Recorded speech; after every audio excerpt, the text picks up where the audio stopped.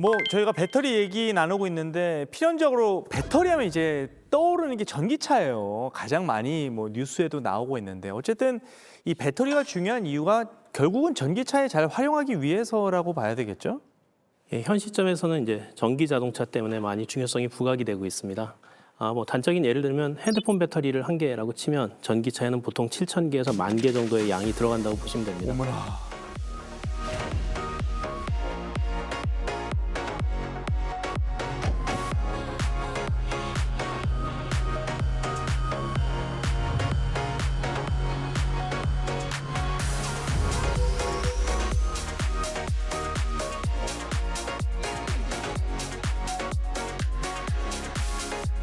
근데 선생님, 최근에 이 배터리가 되게 좀 안 좋은 쪽으로 화제가 되기도 했잖아요. 뭐 전기차 폭발 사고라던가.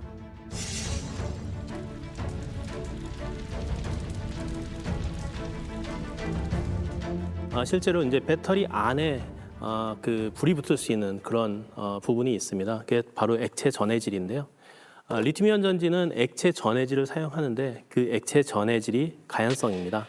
그렇기 때문에 이제 어떤 외부적인 요인이나 뭐 내부적으로 과충전이 되거나 하면 뭔가 문제가 생기면서 마지막 순간에는 이 액체 전해질에서 불이 붙고 있는 겁니다. 궁극의 안전한 배터리를 만들기 위해서 그럼 배터리 내부에서 가연성인 부분을 완전히 없애자라는 노력을 하고 있습니다. 그게 바로 이제 전고체 전지인데 전고체 전지는 이 가연성의 액체를 완전히 빼내고 불이 붙지 않는 고체를 집어넣은 그런 배터리입니다. 액체 전해질을 완전히 빼냈기 때문에 그리고 불연성인 고체만이 들어가 있기 때문에 불이 안 붙을 것으로 그렇게 좀 기대를 하고 있고요. 실제로 저희 실험에서도 불이 안 붙습니다. 그 액체는 불이 잘 붙고 고체라 안 붙을 걸로 기대가 된다. 어떻게 돼 있길래 액체는 불이 더 잘 붙게 될까요? 보통 불이 나면 물로 끄잖아요. 예, 액체라고 하는 것도 이제 종류가 있는데요. 기존의 납축전지나 이런 것들은 물 기반의 액체가 사용이 됩니다. 걔는 불이 안 붙습니다. 근데 리튬이온 전지에는 유기계 액체 전해질을 사용을 합니다. 이 유기계라는 게 쉽게 설명드리면 약간 기름 성격을 가진 그런 액체라고 보시면 돼요. 그러다 보니까 얘가 젖어 있는 부분이 이제 액체 전해질 불이 붙을 수 있는 거고요. 물을 사용하면 성능이 좋을 수가 없기 때문에 저희가 이제 고체를 집어넣어서 성능은 유지하거나 좀 더 좋게 하면서 불이 안 붙는 전지를 만들기 위한 그런 노력을 하고 있습니다. 그러니까 이걸 단순히 불이 붙는다 안 붙는다로 볼 수 있는 게 아니라 반응성을 봐야 되거든요. 그러니까 얼마나 반응성이 좋은가. 쉽게 말해서 방마다 거의 마동석 형님 같은 분들이 다 자리 잡고 있다. 그럼 이들을 갈라놔야 되는데 지금 액체 전해질은 수영장 안에 놔둔 거라 수영해서 갈 수가 있습니다. 뭐 새어나가거나 빠지거나 반응이 일어나는데 지금 이 전고체 배터리, 고체로 전해질을 만들면 확실히 독방으로 좀 가질 수 있지 않을까 이런 기대를 하고 있는 거죠.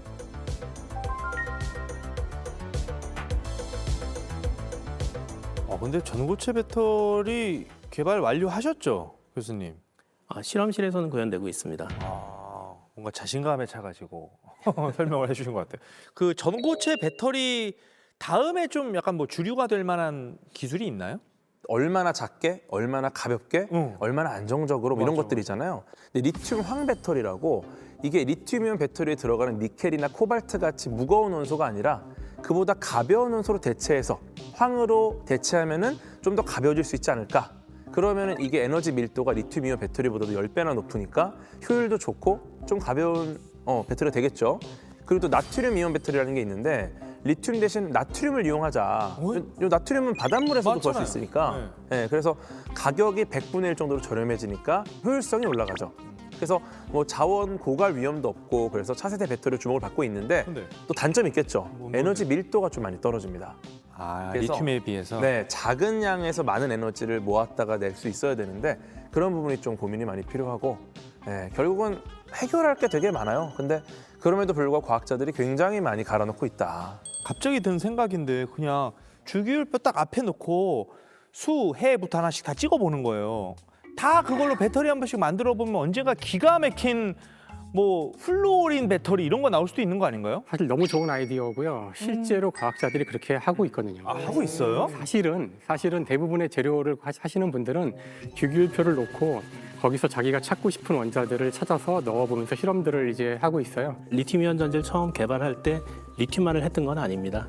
그러니까 리튬 그 줄에 있는 애들은 성격이 비슷한 애들이 있기 때문에 소디움도 넣어보고 칼륨도 넣어보고 했는데 그 중에서 가장 효율적이고 가장 작동이 잘 되는 게 리튬이기 때문에 걔가 먼저 사용된 거고요. 그 옆에 이제 마그네슘이 이가로 존재를 하거든요. 그런 특성을 보면 얘가 이온화가 얼만큼 돼 있냐에 따라서 들락날락할 수 있는 가능성을 저희가 짐작을 할 수가 있습니다. 그래서 그런 걸 바탕으로 주기율표를 기본으로 펴놓고 얘네들의 특성이 어떨까를 생각해 가면서 연구를 합니다. 주기율표 네 글자만 알지 이게 뭘 의미하는지도 모르는 분들도 많으실 거거든요. 그리고 지금 이렇게 세팅된 이유가 뭐예요? 시청자분들 중에 초록색은 뭐고 빨간색은 뭐고 주황색은 뭐고 이게 뭐예요? 좀 교수님이 이거 좀 설명 좀 해주세요. 네. 딱 이거 보시면 어떤 느낌이 드세요? 이뻐요. 너무 아름답지 않아요? 이뻐요. 이게 아름답다고? 대칭인 듯 대칭도 아닌 게. 말 이름이 주기가 있다는 뜻이잖아요. 그러니까 원자들을 배열해 놓은 건데 이 칸 하나하나가 원자들이고요. 원자란 것은 우리 주변에 있는 모든 것을 이루는 가장 기반이 되는 그런 어떤 원소라고 할 수 있어요. 네. 예를 들어 이 책상도 원자로 돼 있고 네. 내 몸뚱아리도 원자로 돼 있고 네. 이 바닥도 원자로 돼 있고 네. 카메라도 원자로 돼 있고 태양도 원자로 돼 있고 지구도 원자로 돼 있거든요. 네. 그럼 도대체 어떤 원자로 되어 있는가 하는 것들이 여기 다 쓰여 있어요. 그래서 적어도 여기에 쓰여 있지 않은 원자로 되어 있는 건 없어요. 지금 눈에 완벽하다. 보이는 모든 것은 결국은 이건 뭐로 돼 있지? 그러면 다 이 저 안에 안에 있는 다 이 거야. 안에 있어요. 이게 지금 보면은 118번까지 있거든요. 118종류의 원자가 있는데 이거를 그냥 1번부터 118번을 쭉 늘어놔도 되는데 이 2차원으로 이렇게 배열을 하고 굉장히 특별한 어떤 구조가 이렇게 보이잖아요. 바로 이것이 이 원자들이 주기적으로 특성이 반복되기 때문에 그래요. 이것이 세로줄과 가로줄의 두 종류의 지금 구조가 보이는데 쉽게 얘기해서 세로로 늘어선 것끼리는 화학적 특성이 비슷해요.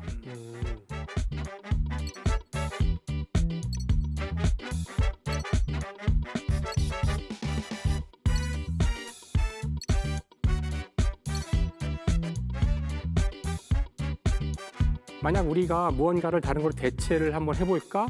그럴 때 첫 번째로 고려해야 될 거는 그 같은 세로줄에서 바꿔보는 게 제일 좋고요. 왼쪽 끝에를 보시면 빨간색으로 되어 있잖아요. 네. 우리가 저기를 알칼리 금속이라 그래요. 그러니까 이것들은 모두 반짝거리고요. 굉장히 반응성이 강하고 반응성이 강하다는 얘기는 이 원자가 전자 한 개를 밖으로 떼어주고 있기를 좋아해요. 그게 바로 아까 말씀하신 이 전지의 가장 기본적 구조예요.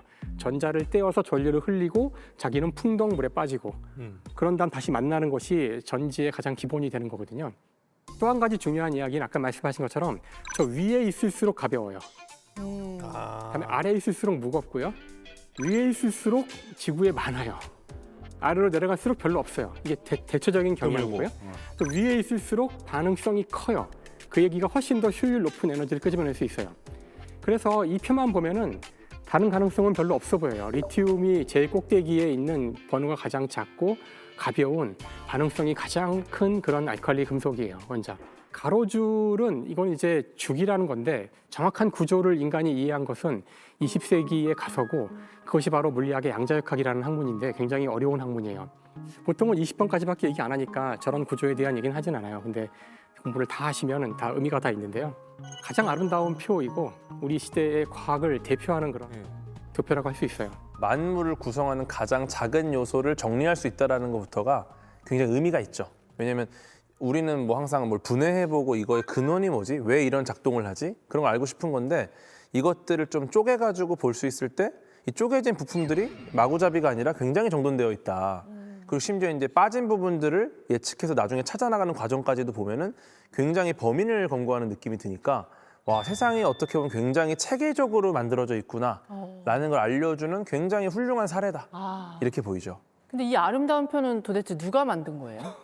러시아의 화학자인 그 멘델레프가 19세기 중반쯤 만든 거거든요.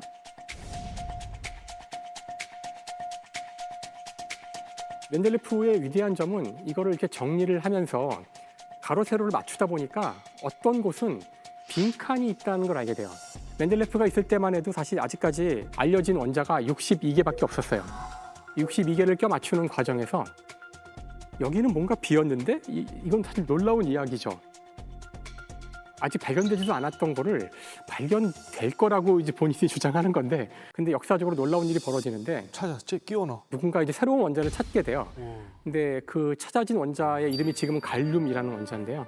그걸 찾아서 여러 자리 그 원자의 특성들에 대한 발표를 하는데 멘델레프가 그걸 보더니 당신이 찾은 그 새로운 원자는 내 표에서 여기에 들어가야 되는 원자고, 그리고 내가 추측하기로는 그 원자는 이런 특성이 있어야 하는데 당신이 찾은 값을 보니까 맞지 않아.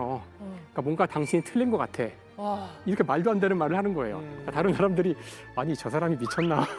근데 놀라운 일은 그 이후에 다시 실험을 정밀하게 해보니까 이 사람이 틀렸고 멘델레프가 맞았어요. 멘델레프가 쇼를 한 걸 수도 있겠지만 이제 이것이 맞아지는 바람에 이제 세계적으로 이제 유명해지고 스타가 되고, 그래서 이 일에는 여러 사람들이 관여했지만 오늘날 우리는 이 표를 멘델레프의 GQ1표라고 부르죠.